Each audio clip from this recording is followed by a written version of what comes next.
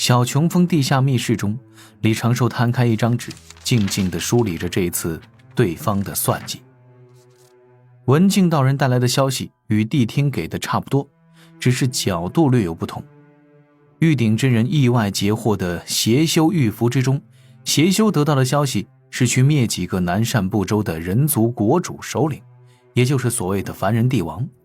那弥勒去找地藏倾诉，对那地藏透露的算计更加的明确，也更详细，目标就是商部落的首领一族及契的儿孙。而文静道人带的消息是他所得的命令，这命令并非是去亲自出手对付凡人，而是在南海之南等待，无论那些邪事事成与否，在退路的另一端将这些故来的邪修一个不留，尽数湮灭。三个讯息，三个不同的角度，却可以合理的统合。西方教想用最小的投入换来扰乱天庭步伐的结果。自紫霄宫中，天庭玉帝当面怼了2位西方圣人，两方势力就已经站在了对立面。西方教干扰天庭，就是在为自身换取喘息之机。李长寿一番推敲下来，觉得西方教除了保密工作做得太差了一点，这算计本身是没有问题的。不管如何，自己还是要慎重对待，哪怕是杀鸡用了宰牛刀也无妨。顺便还是要分一些心神在掌门那边，免得掌门遭了大劫算计，成了不起眼的浪花。普通金仙对大劫影响很微弱，能护自是要护的。若无渡仙门，也就没有此时的自己嘛。李长寿轻叹了一声，去师父草屋上了3炷香，转身投入了这一次的算计中。狙击西方教，顺便再设计一个小情节，让文静道人还能够不经意间立下功劳，强化他与自己的对立关系，最好是有一段追杀的戏码，如此倒是能够让经过了圣人考验的文静道人在西方教中获得更多的话语权。当然了，这些都是附加题，还是先把卷面得分都拿了吧。李长寿准备了2个月，提前跟孔宣联系了此事，又请太乙真人与玉鼎真人在旁做个策应。除此之外，李长寿还是第一次将早已就追随自己却一直在吃喝玩乐的19位人族前辈高手，玄都师兄从玄都城带回来的19名魔兵带到了另一处埋伏点。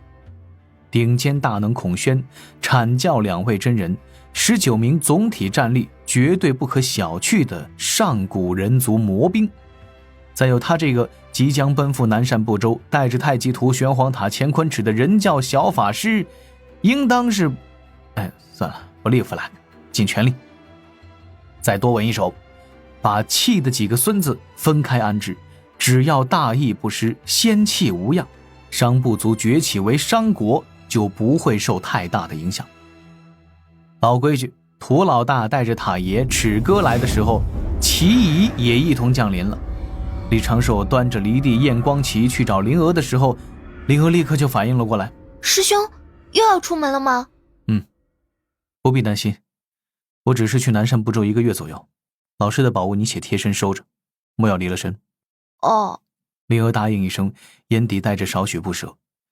虽然师兄在山中时，他们师兄妹也不是天天待在一起。师兄让他专心修行，不处理仙盟的事物之后，他也在努力的修行，天天闭关。李长寿抬手揉了揉灵娥的脑袋，身形随之消失不见。乾坤泛起淡淡的波痕，自是用了高明的遁法。还说什么未灭凶险，让人家不要出去溜达，自己却天天往外面跑，眼里根本就没有本事美。哼！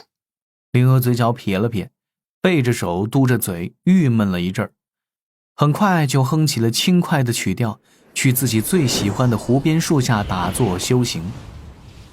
借着指道人看到这一幕的李长寿也只是轻笑了一声，心神挪去了天庭。此事要提前告诉玉帝陛下一声，给玉帝陛下一点参与感，弄一个化身下来忙活之类的。毕竟玉帝陛下现如今都快闲的都天庭无事久矣，玉帝依然能够稳坐凌霄殿中，这就已是难得的毅力与责任心。果然，李长寿去找玉帝禀告此事之后，魏申墨将军就兴冲冲地去通明殿中取了令牌，褪下战甲，换上了一身浅红色的道袍，暗中前往了南赡部洲与李长寿会合。如今商部落虽然发展迅猛，占据了南赡部洲东部的大片地盘，但境内的繁华大城并不算多。此时商部落已将目光放在了南州中部的繁华地带，开始不断的蚕食进军，掠夺来的俘虏源源不断的提供富余的劳动力，权贵阶层初步成型。但因为仙气限制，当权者遵祖训，无法用仙丹灵药延续寿命，便是有心存不甘的商部族首领一族暗中搞来了灵丹，这些灵丹在抵达他们嘴边时都会自行的炸碎。而这种不遵祖训违背了仙气的弃之后人，要么是暴病而亡，要么是疯癫失智。几次尝试之后，商部族首领一族也就打消了这个念头。人间一场富贵，不慕仙神寿元。南州中部某繁华城池的高楼雅间中，听着李长寿传声介绍这些，魏申墨品着凡间之茶，不断的点头称善。辛苦长庚爱卿了，那么久之前就在安排此事。李长寿满头黑线，感情您就没关心过仙凡分离这般大事呗？这些当年我都写在奏表中了，真过目就忘吗？啊，对了，有秦玄雅就是这一族原本的公主，对不对？这次要不要将玄雅也调过来？啊，自是陛下您说了算。只不过玄雅来回奔波，就这么定了。魏申墨立刻拍板，并且闭上双眼，很快就睁眼道了一句：穆公已经去安排了，稍后玄雅就会带一队天兵，暗中扮作凡人进入商部落。这些年，玄雅为提升天庭形象和影响力，做出了卓越的贡献。长庚爱卿想想，该如何赏赐玄雅呀？不如等玄雅度过金仙节，真正能够领军一方，再行封赏之事。行，你这个师兄说了算。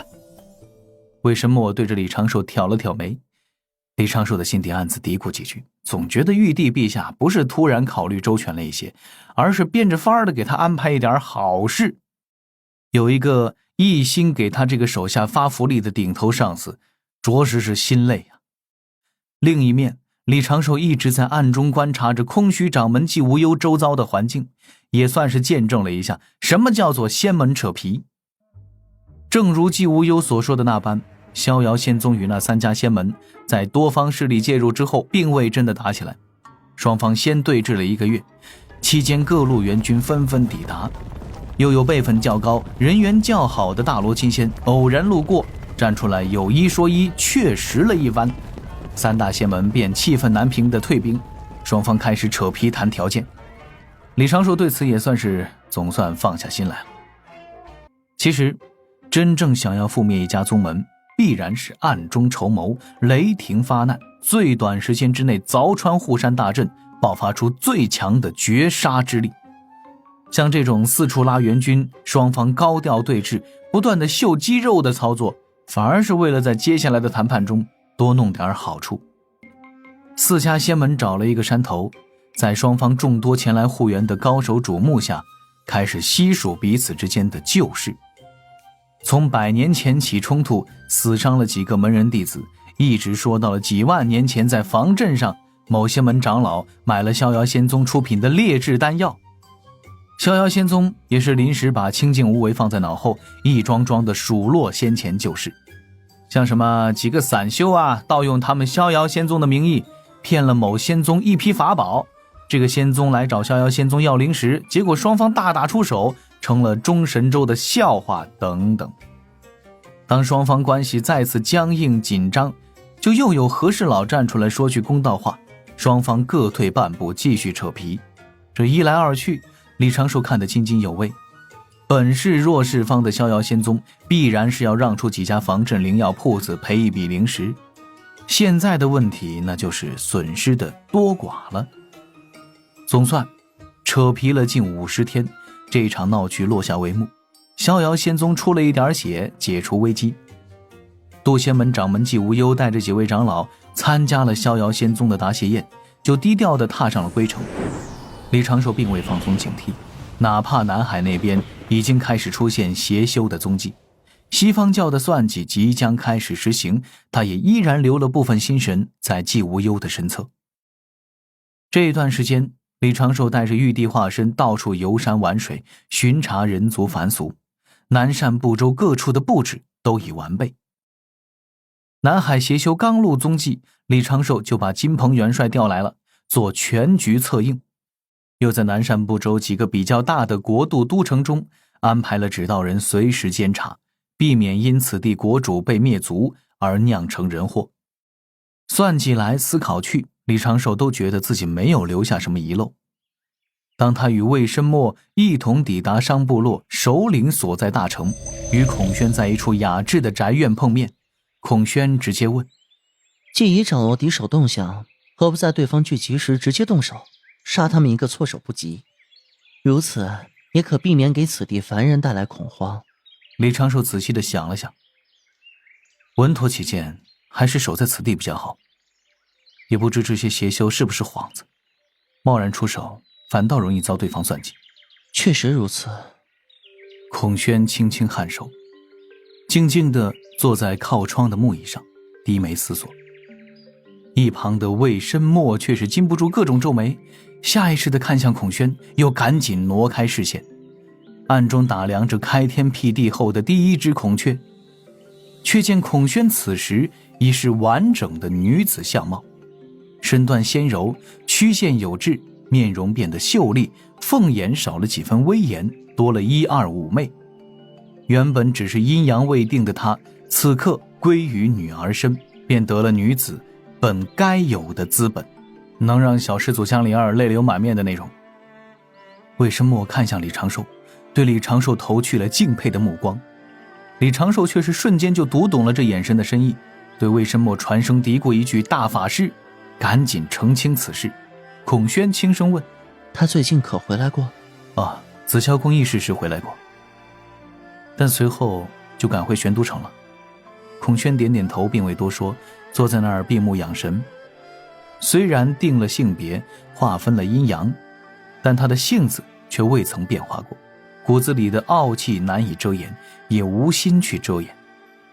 在此地等了不过半日，李长寿的指导人就探查到了，在南海某一座岛屿上飞出数十道流光，朝着南赡部洲商部族的这一座大城方向扑来。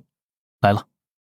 孔宣嗯了一声，身周绽放出五色神光，缓缓睁开的双目之中满是森然杀意。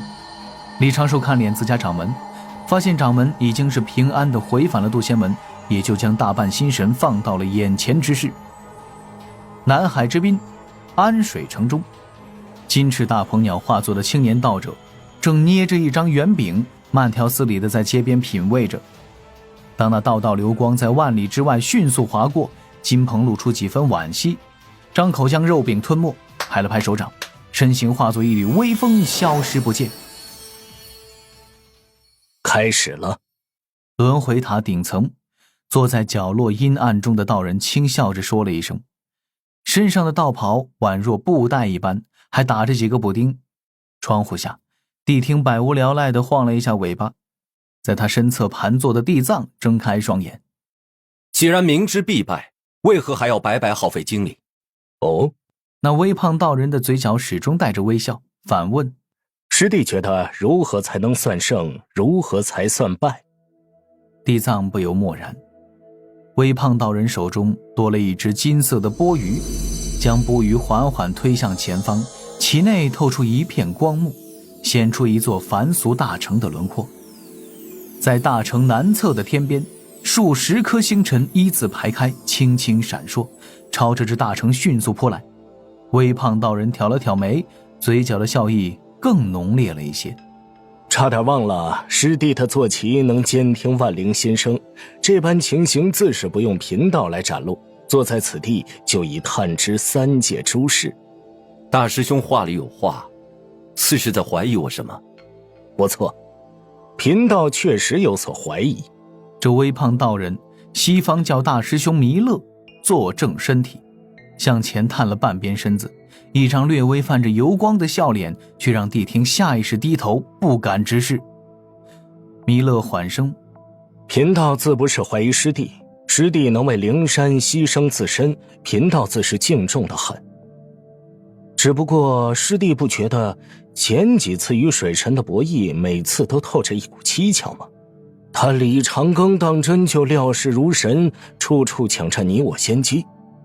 便是东海破龙眼之战，他赶来的也未免太过及时。师弟可曾怀疑这里面有些问题？